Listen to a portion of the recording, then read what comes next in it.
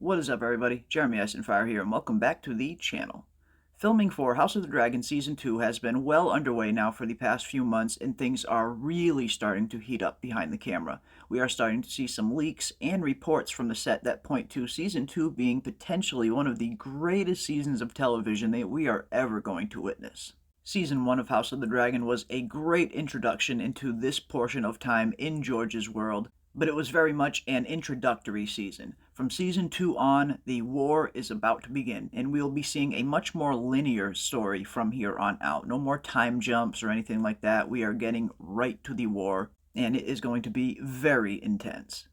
Over the next few videos, we'll be taking a look at some of the major events that we can look forward to in Season 2 of House of the Dragon. But before we do that, I thought it would be a good time to dive into some of the new characters that we can look forward to seeing in Season 2, and there are a lot of really interesting characters that will be making their debut. And of course, some awesome new dragons that we can look forward to seeing as well. Kicking things off for the Greens, a character that a lot of us were hoping to get a glimpse of in Season 1, but we didn't get any mention of him at all, but we have got confirmation that he will be in Season 2, and that is none other than Daeron the Daring, and his awesome-looking dragon, Tessarion, the Blue Queen. Daeron the Daring is the third and youngest son of Queen Alicent Hightower and King Viserys Targaryen. Daeron and his dragon Tessarion will definitely have a big part to play later on in the series, especially when we get to the battles of Tumbleton. And we didn't get a glimpse of Daeron or a mention of him in Season 1, but that was most likely due to him being down in Old Town serving as a cupbearer to Lord Hightower. But now that the war is officially begun, we will see Daeron come back to King's Landing and have a much more prominent role going forward. And I'm really looking forward to seeing who they cast as Daeron, and I cannot wait to see his dragon Tessarion. Tessarion is one of my personal favorite dragons. It's a deep, deep cobalt blue dragon with bronze copper horns. Really awesome looking dragon. Up next, we have the mysterious Alys Rivers, the Witch Queen of Harrenhal, and the love interest of Aemon Targaryen in Season 2. Alys Rivers is an incredibly mysterious character that we will be meeting on House of the Dragon, and her origins are equally as mysterious. Some reports say that she is in around the 40s area. Some reports say that she is much older than that. And some reports even say that she is a witch that bathes in the blood of virgins to maintain her youthful looks. One thing that Fire and Blood does tell us, in fact, is that she is pretty similar to Melisandre in the sense that she also gets visions in the flames. But Alys can also see visions in pools of water and in storm clouds as well, making her visions a little more advanced than even Melisandre's. We're not 100% sure if that is the extent of her abilities or if she is capable of more feats, but one thing we do know for sure is some very strange occurrences happen around Alys Rivers later on in Fire and Blood that certainly point to her having some sort of magical ability. We first meet Alys Rivers in Season 2 most likely at Harrenhal, where later on she will become the love interest of Aemon Targaryen. So I'm really looking forward to seeing how they utilize her on the show. Up next, we have the Dragonseeds. The Dragonseeds storyline is one of my personal favorites during the Dance of the Dragons and one that I am really looking forward to seeing on screen, and I cannot wait to see the wild dragons of Dragonstone that are closely tied to the Dragonseed storyline. At one point in time during the war, Jace and Rhaenyra are looking for more dragon riders to take the fight to the Greens, and since Dragonstone is home to a ton of dragons that don't have any riders, Rhaenyra offers a knighthood to any of the Targaryen bastards on Dragonstone who can claim a dragon and help them fight in the war. These would-be riders were called Dragonseeds.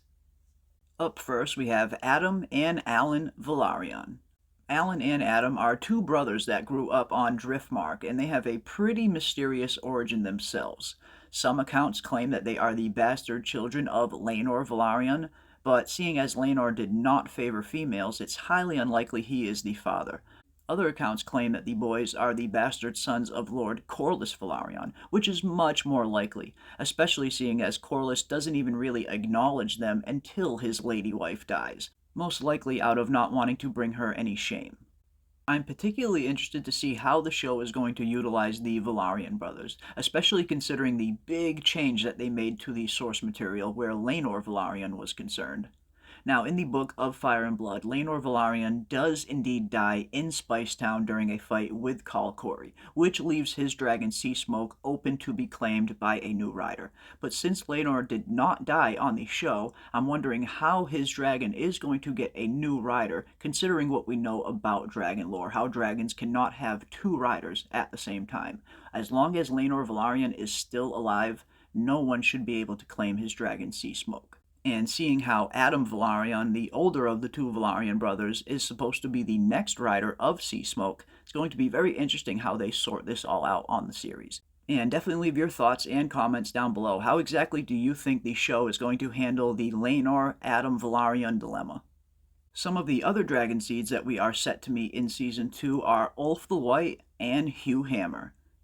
Ulf the White and Hugh Hammer are two of the Dragonseeds who are successful in their attempts to claim dragons. One thing about the Dragonseed storyline, or the sowing as it's called in the books, is it is incredibly bloody. Claiming a dragon is no small task, which a lot of the Dragonseeds and some would-be knights will find out firsthand. Even one of Queen Rhaenyra's Queensguard knights will attempt to claim one of these dragons, and will be savagely burnt in the attempt. Very little is known about the bond between dragon and dragon rider, only that it is definitely a magical one.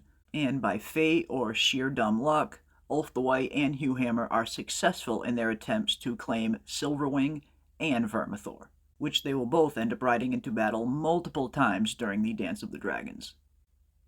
And last, but certainly not least, probably the biggest fan favorite out of the Dragonseeds, we have Nettles, and her awesome wild dragon, Sheepstealer. Nettles and Sheepstealer have become big fan favorites over the years, and for no small reason. They are really interesting characters that I cannot wait to see in Season 2. In particular, Sheepstealer, as well, as Sheepstealer is one of the 3 wild dragons on Dragonstone that is successfully claimed. Dragonstone is home to 3 wild dragons who have never been claimed by any rider and do not reside in the Dragon Pit or any other part of the Targaryen stronghold. They are completely wild dragons living on their own on Dragonstone. We have Grey Ghost, the Cannibal, and Sheepstealer. Grey Ghost is the most reclusive of the 3 wild dragons. It is said that it avoids the works of men for years at a time. Cannibal is the biggest, oldest, and most formidable of the 3 wild dragons, who has been living on Dragonstone for a very long time. Some say even before the Targaryens arrived, which, if true, would make it older than even Balerion the Black Dread, which is highly unlikely. Most likely this is a rogue Targaryen dragon who hatched at some point in the Dragon Mount and just remained a wild dragon, most likely. And last, but certainly not least, we have Sheepstealer, who is ultimately claimed by Nettles. Sheepstealer is quite a formidable dragon in its own right, a worthy mount for any dragon rider to ride into battle, which she does indeed do both at the Battle of the Gullet and later on in the Riverlands when she teams up with Daemon. Nettles also has another part to play later on in House of the Dragon, but it is very much a big spoiler, so I will not mention that here.